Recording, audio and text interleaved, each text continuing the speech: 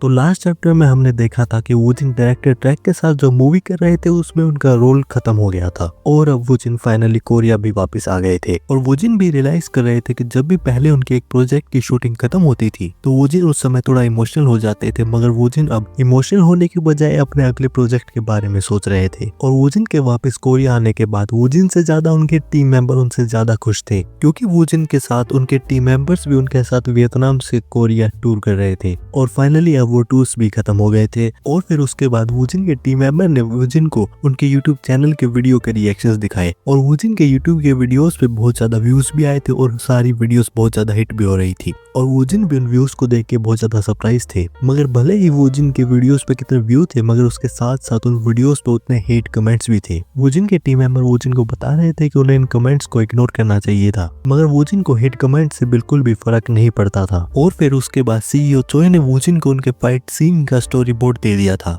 जिसमें उस फाइट का पूरा फाइट सीक्वेंस था। और उसके बाद सीईओ चोई वूजिन को पूरी शूटिंग का शेड्यूल बताने लगे और फिर उस शेड्यूल को सुनने के बाद वूजिन और उनकी टीम बहुत ज्यादा उदास हो गई, क्योंकि शेड्यूल के अकॉर्डिंग वूजिन और उनकी टीम को लगातार कोरिया और जापान में टूर करना होगा। और फिर उसके बाद वूजिन जहां फाइट सीन करने वाले थे, जो कि था एक्शन स्कूल, वहां पे मानवो और स्टंट डायरेक्टर आपस में बात कर रहे थे और मानवो स्टंट डायरेक्टर को वूजिन का शेड्यूल बता रहे थे और बता रहे थे कि वूजिन को इस प्रैक्टिस करने के लिए ज्यादा टाइम नहीं था। मगर फिर भी इतनी चिंता की बात नहीं थी, क्योंकि वूजिन वहां पे सिर्फ अपना मार्शल आर्ट की फॉर्म दिखाने आ रहे थे ताकि स्टंट टीम में वूजिन के मार्शल आर्ट से यूज्ड टू हो जाए। और फिर वहां पे एंट्री होती है सीरीज के सस्ते वाले विलन की, और सस्ते वाले विलन का प्लान अब ये था कि वो वूजिन को प्रैक्टिस के दौरान वूजिन को परेशान करने वाले थे।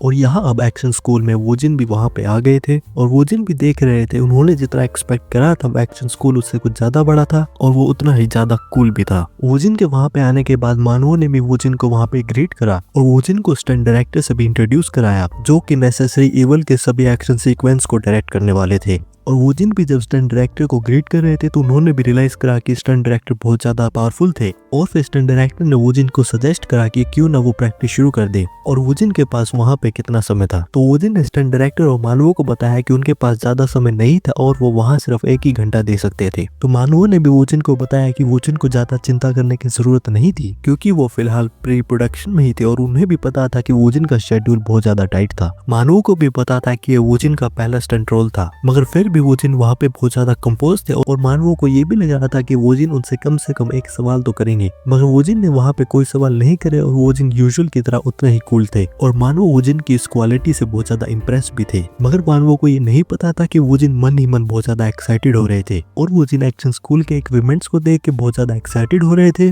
और फिर मानवों ने वूजिन को प्रैक्टिस के लिए वार्म अप करने के लिए कह दिया था और वूजिन भी वार्म अप करने चले गए थे। मानवों ने वूजिन को बताया कि वो वूजिन को पहले जो स्टोरी बोर्ड में एक्शन है वो पहले करके दिखाएंगे और वूजिन स्टंट टीम को सीन करता हुआ देख के उसकी एक फील ले सकते थे। वूजिन भी मानवों की बात समझ गए थे और वो स्टंट टीम के पास चले गए थे ताकि वो स्टंट टीम के एक्शंस को ऑब्जर्व कर सके। और वूजिन जब स्टंट टीम के पास गए तो उनके सामने सस्ते वाले विलन खड़े थे। वूजिन ने भी देखा कि सस्ते वाले विलन की बिल्ड बहुत ज्यादा बड़ी थी और उनका साइज देखकर उन्हें एले में मिले प्रोड्यूसर की याद आ गई थी। फिर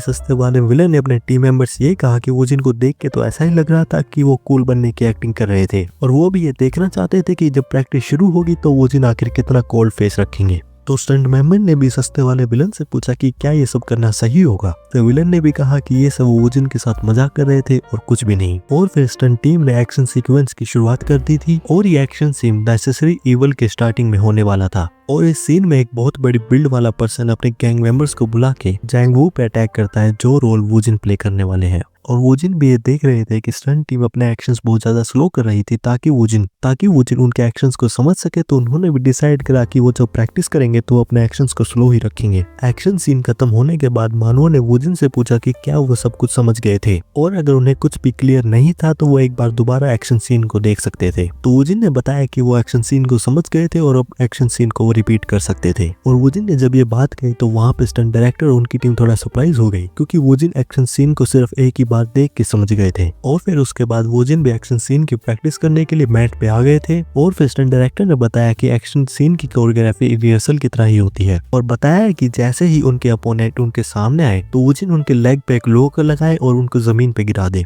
और जैसे ही उनका अपोनेंट जमीन पे गिरता है तो वो उनकी नी का इस्तेमाल करके उनके अपोनेंट को जमीन पे रोकने और उनके फेस पे पंच मारना शुरू कर दे। और वोजिन के इस सीन की कोरियोग्राफी सस्ते विलन के साथ होने वाली थी और वोजिन के सीन की कोरियोग्राफी स्टंट विलन के साथ होने वाली थी और वोजिन अभी भी स्टंट विलन की बिल्ड को देख के बहुत ज्यादा सरप्राइज थे। सीन शुरू होने वाला था तो वोजिन कंसंट्रेट करने लगे और नेसेसरी इवल के कैरेक्टर जेंगवू की मार्शल आर्ट को याद करने लगे और वोजिन जैसे कैरेक्टर को अपनी बॉडी पे इम्प्रिंट कर रहे थे तो वो याद कर रहे थे कि ये सब एक एक्टिंग थी और वोजिन को जितना हो सके रिलैक्स करना होगा और इस सीन को उतना स्मूथ और रियलिस्टिक बनाना होगा। और फिर स्टंट डायरेक्टर ने एक्शन बोल दिया था। स्टंट विलन वोजिन की तरफ भागते आ रहे थे तो वोजिन ने सबसे पहले स्टंट विलन और उनके बीच के डिस्टेंस को कम करा और वोजिन उनके पैर पे एक लॉक लगाने की कोशिश करी मगर वहां पे वोजिन लॉक लगा नहीं पाए तो वोजिन को ऐसा लगा कि उन्होंने अपने एक्शंस को ज्यादा लाइटली करे और एक सेकंड के लिए वोजिन को ऐसा लगा कि वोजिन ने एक पेड़ पे लात मारी थी मगर स्टंट विलन ने ये सब जानबूझ के किया था और वोजिन से माफी मांगी क्योंकि उन्होंने गलती कर दी थी। और स्टंट विलन ने सिर्फ वोजिन से ही नहीं वहाँ पे स्टंट डायरेक्टर और बाकी सबसे भी माफी मांगी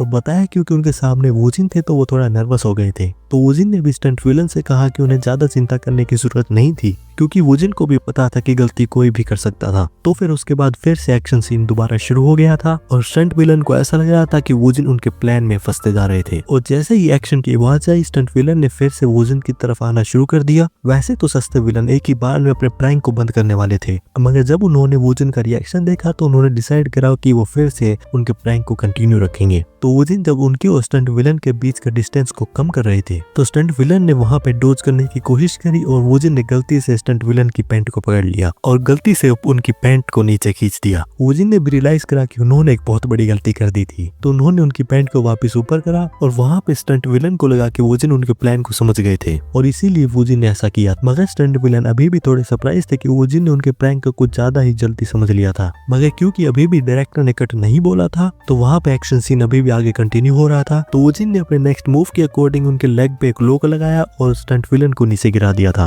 और वहां पे सीन खत्म हो गया था। और सीन खत्म होने के बाद स्टंट डायरेक्टर भी देख रहे थे कि स्टंट विलन की मूवमेंट में थोड़ी गलतियां थी मगर वोजिन ने उसे अच्छी तरह से कवर अप कर लिया था और स्टंट विलन की पैंट को नीचे होने की बजाय बाकी पूरा सीन स्टोरी बोर्ड के अकॉर्डिंग ही था। और स्टंट डायरेक्टर को ऐसा लगा कि वोजिन के एक्शन करने का कारण ये था कि वोजिन जो रोल प्ले करने वाले थे ये उनकी कैरेक्टरिस्टिक से अच्छी तरह मिलता था मगर वोजिन को देख के तो ऐसा ही लग रहा था कि वो बहुत ज्यादा शांत और कंपोज थे मगर स्टंट डायरेक्टर को ये नहीं पता था कि वोजिन अपने माइंड में बहुत ज्यादा पैनिक कर रहे थे क्योंकि कोरियोग्राफी के दौरान वोजिन अपने कैरेक्टर को प्ले कर रहे थे तो उन्होंने बिना सोचे समझे अपने एक्शंस को कर दिया था। मगर जब स्टंट डायरेक्टर इस सिचुएशन के बारे में और ज्यादा सोचने लगे तो वो सीन पे और ज्यादा डाउटफुल होने लगे और वो ये समझ गए थे कि स्टंट विलन ने ये सब कुछ जानबूझ के किया था और वोजिन ने ये सब नोटिस कर लिया था। तो स्टंट डायरेक्टर ने स्टंट विलन को डांटना शुरू कर दिया और स्टंट विलन से कहने लगे कि वो वोजिन के साथ ऐसा प्रैंक कैसे कर सकते थे। वोजिन ये सब सुन के बहुत ज्यादा कंफ्यूज थे क्योंकि वोजिन के अकॉर्डिंग इस सिचुएशन पे वोजिन को माफी मांगनी चाहिए थी मगर वोजिन साइड में ये देख रहे थे कि वहाँ पे मानवो और स्टंट डायरेक्टर सीईओ चोई से माफी मांग रहे थे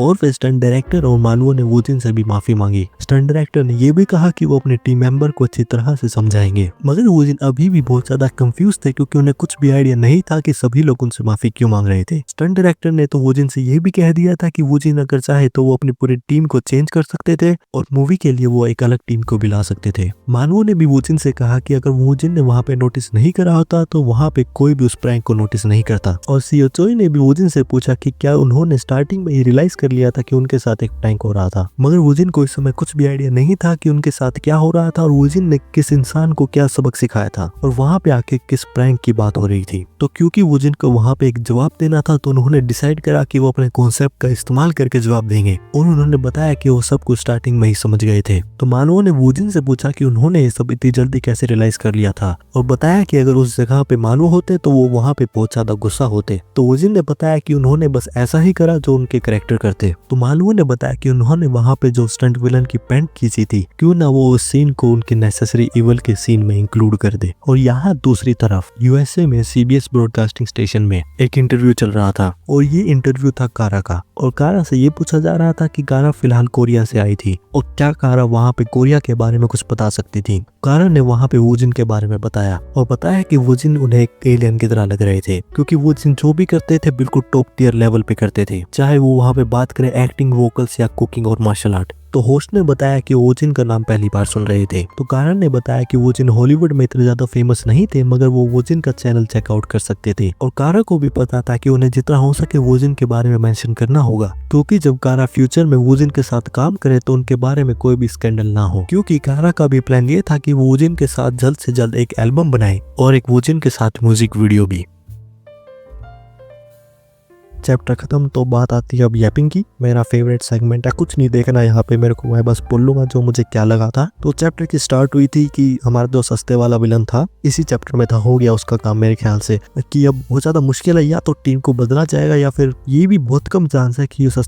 दोबारा देखा जाएगा कि शूटिंग के दौरान सेम स्टंट टीम का इस्तेमाल होगा। उस बंदे का करियर तो खत्म है भाई, इतना हो सकता है कि काम नहीं मिल आगे। तो ये एक है। सेकंड, अनएक्सपेक्टेड चीज ये हुई कि बिल्कुल भी आइडिया नहीं था मुझे, कि मैं सोच रहा था कि वो जिन मार्शल आर्ट के थ्रू हॉलीवुड जाएंगे या फिर कोई मूवी करेंगे, मगर ये बहुत कम ज्यादा चांस कि मैंने कितने 3-4 वीडियो हो गई, मैं अलग अलग थ्योरीज बना रहा हूँ वीडियो कि वो जिन हॉलीवुड कैसे जाएंगे। ये बहुत ज्यादा अनएक्सपेक्टेड था कि वो जिन सिंगिंग के थ्रू जाएंगे। मतलब एक्सपेक्टेड था, बात हो रही थी सिंगिंग बहुत ज्यादा अच्छा करते हैं, मगर एक्सपेक्ट नहीं करा था कि मैंने तो नहीं करा था। मैं सोच रहा था हॉलीवुड कैसे जाएंगे, किसी के साथ काम करेंगे। कारा के साइड मैंने बोला था कि कारा के साथ जा सकते हैं। म्यूजिक वीडियो नहीं कहा था, मैंने कहा था कि साथ में एक सीरीज या मूवी कर सकते हैं कारा के साथ। तो ये मेरी आधी बात सच है, तो आधा क्रेडिट मेरा बनता है इस चीज में। तो नेक्स्ट वीडियो आ रही है, चिंता मत करो। और मैंने आज जैसे आज होती है, तो प्लान तो ये है कि मैं लगातार डालूं, मगर बिजी विद लाइफ, कुछ नहीं आलसी हूं मैं, बिजी तो क्या हूं मैं। तो आलस के चलते हुए एक दिन का गैप होएगा, 2 दिन का होएगा, वीडियो आ जाएगी, चिंता मत करो। सब्सक्राइब करे रखो, नोटिफिकेशन ऑन। तो ये एक है।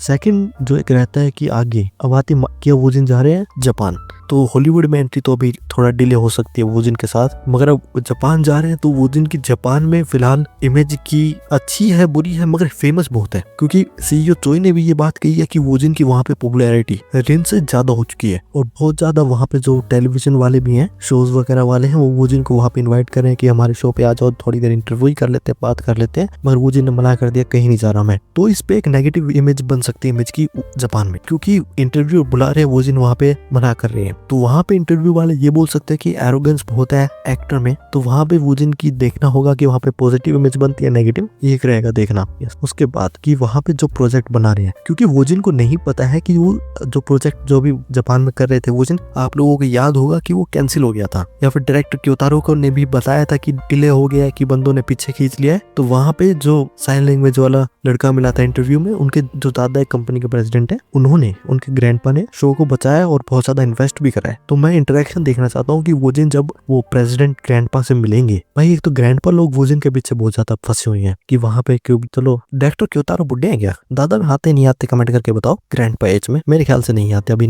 वहां तक नहीं गए, बाल सफेद नहीं है इतने। तो एक ये है, बीच में डायरेक्टर अगस्त में मिले थे, वो भी करना चाहते हैं। डायरेक्टर अगस्त ने तो बता ही दिया, भाई तुम मेरे साथ है, मेरे को एज ए स्टेपिंग स्टोन इस्तेमाल कर लो, आगे तुम्हें ऑस्कर वगैरह जीतना है, एकेडमी अवार्ड चाहिए, जो भी चाहिए, मेरे को एज ए स्टेपिंग स्टोन लेके कर लो। तो ये एक है अच्छी बात। तो वहां पे मुझे इंटरेक्शन देखना है कि वो जब जापान में जाएंगे और मिलेंगे कि शो किसने बचाया है, और वहां पे जो एक ऑकवर्ड इंटरेक्शन रहेगा, क्योंकि प्रेसिडेंट ग्रैंडपा को लग रहा है कि वोजिन का साइन लैंग्वेज इसलिए आती है अलग अलग क्योंकि उनकी भी थोड़ी ट्रेजेडी पास्ट है, कुछ नहीं है ऐसा। बंदे ने ब्लैक स्क्रीन का इस्तेमाल करा है, सीख लिया, अब लोग सोचे जा रहे हैं। एक तो वोजिन का ये है, कोई भी मिसअंडरस्टैंडिंग आई है कुछ रिजोल्व नहीं करनी, मुंह पे मना कर दे यार, एक सिंपल बोल दे बात ऐसी है, मैंने सीख ली थी बस। नहीं, मैं वोजिन दिखा रहे हैं कि मैं कुछ भी कर रहा हूँ, पहली बारी में सीख रहा हूँ। तो ये आई डोंट नो कि गुड थिंग है बैड थिंग है, मगर वियर्ड थिंग मैं कहना चाहूंगा, क्योंकि क्लियर कुछ नहीं करा है यहाँ पे मैं कैसे सीख रहा हूँ चीजें, बस कह दिया है कि मैं अच्छा हूँ, मैं एक बारी में देख के कर लेता हूँ। तो एक्सपेक्टेशन बहुत ज्यादा बढ़ जाएंगी कि आगे वोजिन को अनएक्सपेक्टेड चीजें कहेंगे, क्या तुम ये कर सकते हो। तो सीन में देखना चाहूंगा कि वोजिन ने अभी तो कुछ करा नहीं और कहने तुम कर दे हो, तो आगे अनयूजुअल रिस्पेक्ट, जो अनयूजुअल रिक्वेस्ट आती है, अजीब अजीब, अभी मेरे दिमाग में कुछ नहीं आ रहा है क्योंकि यैपिंग यहाँ पे बस सोच सोच के बोल रहा हूँ जो भी दिमाग में आ रहा है। तो नोटिस करोगे पीछे 4 लाइन जो हो स्टोरी थी, आगे जो 4 लाइन है बिल्कुल अलग है। टॉपिक पे नहीं रह सकता हूँ मैं, तभी पढ़ के देखना अलग है, एक्सप्लेन करना, यहाँ पे बात करना थोड़ा मेरा मुश्किल। यस, आउट ऑफ टॉपिक चला गया है। तो टॉपिक ये था कि आगे अनयूजुअल रिक्वेस्ट क्या रहती है, ये रहेगा। हॉलीवुड में तो